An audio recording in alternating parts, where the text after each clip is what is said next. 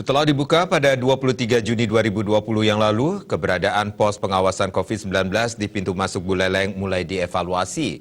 Hasilnya, untuk pos pengawasan di Desa Tembok, Kecamatan Tejakule, diputuskan untuk ditutup. Salah satu pertimbangannya karena lalu lintas warga dari luar Buleleng melalui pintu di Buleleng Timur itu dinilai tidak terlalu padat.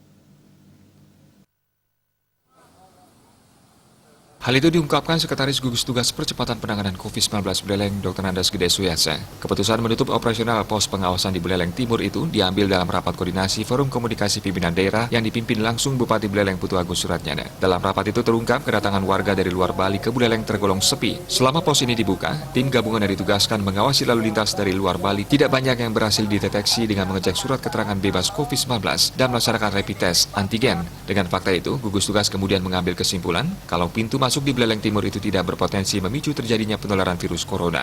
Selain itu, dari kajian gugus tugas selama ini, di daerah perbatasan Buleleng Timur itu tidak terjadi kasus penularan virus corona yang serius. Jika pos di pintu Buleleng Timur ditutup, namun pos yang sama di perbatasan antara Buleleng dengan Kabupaten Jemberana saat ini tetap dibuka.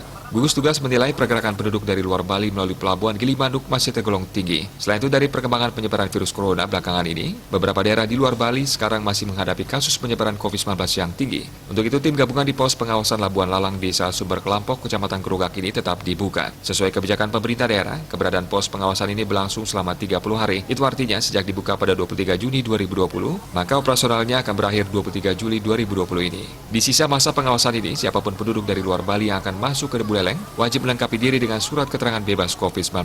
Jika tidak membawa, penduduk disarankan melakukan rapid test antigen.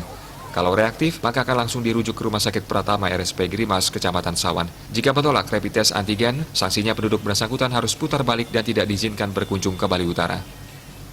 Komang Mudiarta, Bali Pos,